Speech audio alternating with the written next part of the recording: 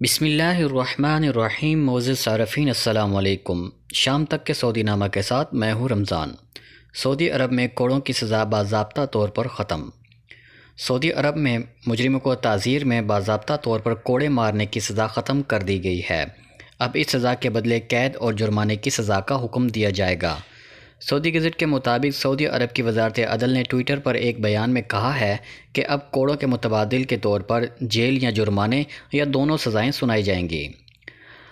عدالتیں مقدمات کی سماعت کریں گی، ان کا جائزہ لیں گی اور ہر مقدمے کا اس کی نوعیت کے اعتبار سے فیصلہ کریں گی. سعودی عرب کے وزیر انصاف اور سپریم جوڈیشنل کونسل کے چیئرمین ولید السمعانی نے تمام عدالتوں کو اس ضمن میں ایک سرکولر جاری کر دیا ہے. اس میں انہیں عدالت عظمیٰ کے اس فیصلے سے آگاہ کر دیا گیا ہے کہ عدالتوں کو تعزیر کے طور پر اب کوڑے مارنے کی سزا دینے کی بجائے قید یا جرمانہ یا دونوں سزائیں سنائی جائیں گی. در اثنا انسانی حقوق کمیشن کے صدر ڈاکٹر عود نے وزیر انصاف کے اس اعلان کا خیر مقدم کیا ہے.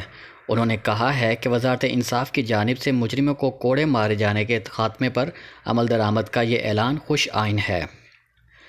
عدالت عظمیٰ کے جنرل کمیشن نے عدالتوں کے لیے رہنما اصولوں پر مبنی ایک ہدایت نامہ جاری کیا تھا، جس میں انہیں ہدایت کی گئی تھی کہ عدالتیں مختلف تعزیری جرائم کے مرتکب افراد کو اب کوڑے مارنے کے بجائے صرف جرمانہ عائد کر سکتی ہے یا پھر ایک ہی وقت میں دونوں سزائیں سنا سکتی ہے. یہ اقدام سعودی عرب میں انسانی حقوق کے ایجنڈے کو آگے بڑھانے کی جانب اہم پیش رفت ہے. کمیشن کے مطابق اس عدالتی اصلاح سے سعودی عرب میں مقیم شہریوں اور غیر ملکیوں کی زندگیوں پر مثبت اثرات مرتب ہوں گے. سعودی انسانی حقوق کمیشن کا کہنا تھا کہ مملکت میں ایک عرصے سے اس بات پر اتفاق رائے پایا جا رہا تھا کہ کوڑوں کی سزا موجودہ صورتحال سے مطابقت نہیں رکھتی. بہت سے مقدمات میں جج صاحبان خود ہی قانون کی تشریح کرتے ہوئے ملزموں کو کوڑے مارنے کی سزا سنا رہے تھے. واضح رہے کہ خادم حرمین شریفین شاہ سلمان بن عبدالعزیز نے گزشتہ ماہ ایک فرمان کے ذریعے 18 سال سے کم عمری میں سنگین جرائم کے مرتکب افراد کو سنائی گئی سزائے موت کو بھی ختم کر کے اسے قید کی سزا میں بدلنے کا حکم دیا تھا. سعودی عرب میں انسانی حقوق کمیشن کے صدر ڈاکٹر عواد العواد نے اس شاہی فرمان کی وضاحت کرتے ہوئے کہا تھا کہ اگر اس فرد مرد یا عورت نے نو عمری میں کسی سنگین جرم کا ارتکاب کیا تھا اور اس کو سزائے موت سنائی گئی تھی تو اب اس سزا پر عمل درآمد نہیں ہوگا. اس کی بجائے اس کو 10 سال تک قید کی سزا سنائی جائے گی. اسلامی تعاون تنظیم OIC سے وابستہ انسانی حقوق کے ایک گروپ نے سعودی عرب میں مختلف جرائم پر کوڑوں اور نو عمروں کو سنگین جرائم پر سنائی گئی سزائے موت کے خاتمے کے فیصلے کا خیر مقدم کیا تھا. سبق نیوز اور اوقاس کے مطابق سعودی سپریم کورٹ کی جنرل باڈی نے 24 جمادی الثانی 1441 ہجری کو اور 20 ربیع الثانی 1414 ہجری کو جاری کردہ شاہی فیصلے کی بنا پر تعزیراتی سزاؤں میں کوڑوں کی سزا نہ دینے کا حکم جاری کیا تھا. جمعہ کو عید کا چاند دیکھنے کی اپیل. سعودی سپریم کورٹ نے عید کا چاند جمعہ کو دیکھنے کی اپیل کی ہے. سعودی پریس ایجنسی کے مطابق سپریم کورٹ نے اعلامیہ جاری کرتے ہوئے کہا ہے کہ تمام مسلمانوں سے اپیل کی جاتی ہے کہ سعودی عرب کے مختلف شہروں میں جمعہ بمطابق 29 رمضان المبارک عید کا چاند دیکھنے کی کوشش کی جائے.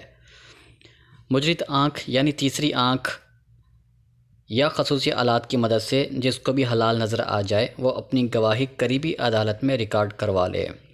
مجرد آنکھ کا مطلب ہے یعنی کہ ٹیلیسکوپ کے ذریعے.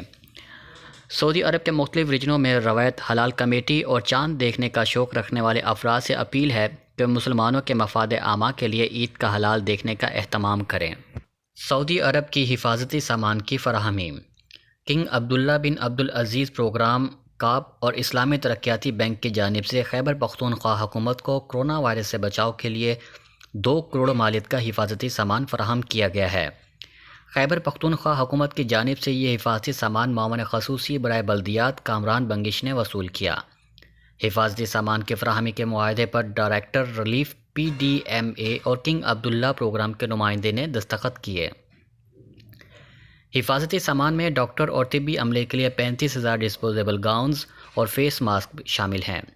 سامان میں ڈاکٹروں کے لیے 1200 N95 ماسک اور 1200 حفاظتی اینک کے علاوہ 17,500 ڈسپوزیبل کیپس، ہینڈ سینیٹائزر کی 10,000 بوتلیں، انفرا ریڈ تھرمامیٹر، صابن، فیس شیلڈ اور شو کوز شامل ہیں. اسلامی ترقیاتی بینک کے نمائندے انعام اللہ کے مطابق بینک نے پاکستان کو ترجیحی امدادی پروگرام میں شامل کیا ہے۔ بینک نے کورونا سے نمٹنے کے لیے خیبر پختونخوا کے لیے $4 لاکھ مختص کیے ہیں۔ اسلامی ترقیاتی بینک اور کاپ کے تحت خیبر پختونخوا کے 4 اضلاع میں موبائل ہیلتھ کلینک منصوبہ بھی چل رہا ہے۔ ان کے مطابق کرک پنو، لکی مروت اور ڈیرہ اسماعیل خان میں 2024 تک موبائل کلینکس منصوبہ جاری رہے گا۔ کورونا کی ایکٹیو ٹیسٹنگ کا تیسرا مرحلہ شروع۔ سعودی وزارت صحت نے بڑے پیمانے پر کورونا کی ایکٹیو ٹیسٹنگ کا تیسرا مرحلہ جلد شروع کرنے کا اعلان کیا ہے۔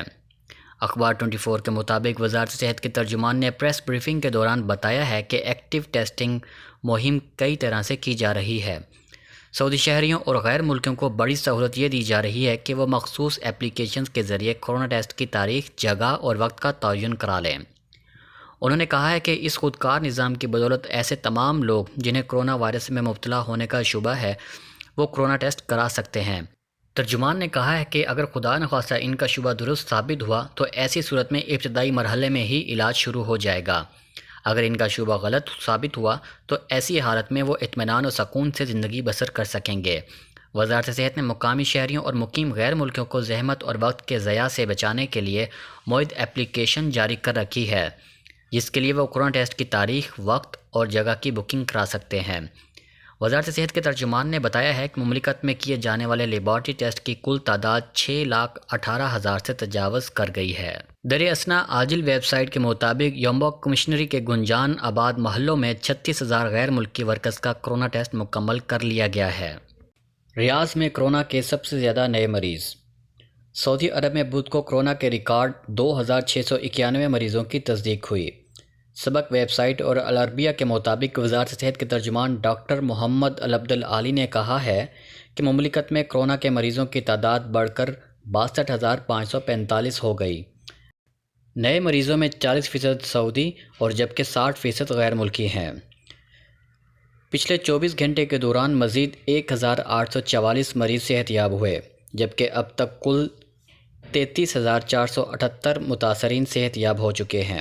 ترجمان کے مطابق زیر علاج مریضوں میں سے مزید 10 وفات پا گئے، مرنے والوں کی تعداد 339 ہو گئی۔ مملکت میں اس وقت کورونا کے ایکٹیو کیسز 28,728 ہیں، جس میں 276 انتہائی نگہداشت میں ہیں۔